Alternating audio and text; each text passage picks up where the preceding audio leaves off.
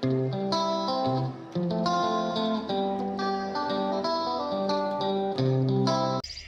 everybody, welcome to Life at Sunny Lea, and it is week 18 of our cleaning, organizing, decluttering, whatever you want to call it, journey. And this week I've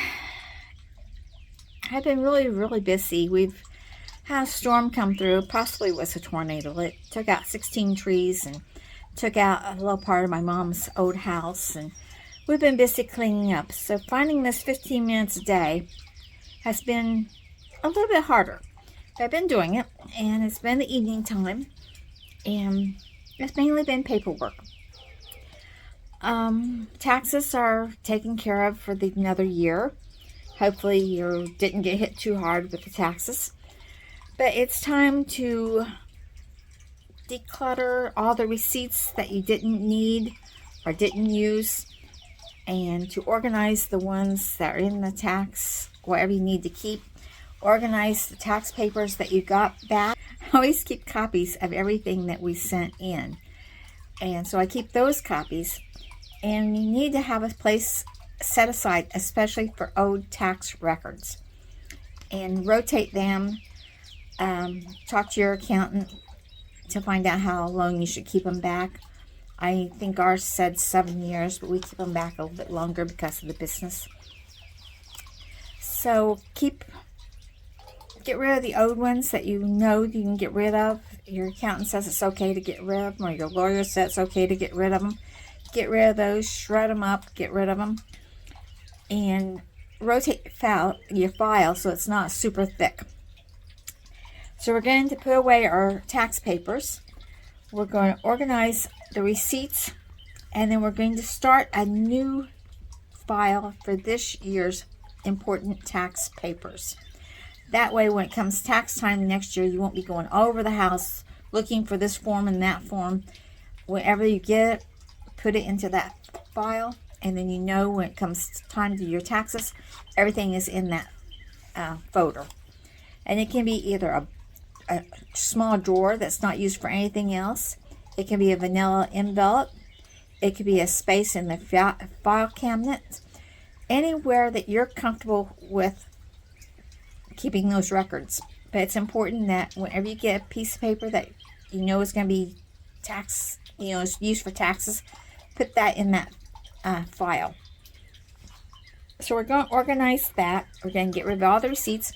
Then we're going to organize a way to keep the receipts before you ever get them home, to put them in the file. Either make a special spot in your wallet or in your purse. Purses have those different compartments. Just make one compartment for receipts. Just when you get your receipt, put it in there.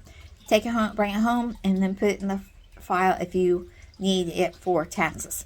If you don't need it for taxes, then create another file just for receipts of things that you have warranties on or something like that. Grocery receipts and stuff like that you really don't need. If you're keeping a running budget of what grocery items cost, you can record it into that type of notebook. Some people do, some people don't, to keep track of the prices. I don't. I just, if I get a receipt, I just take care of it. I do take a photo of it if it's something I get a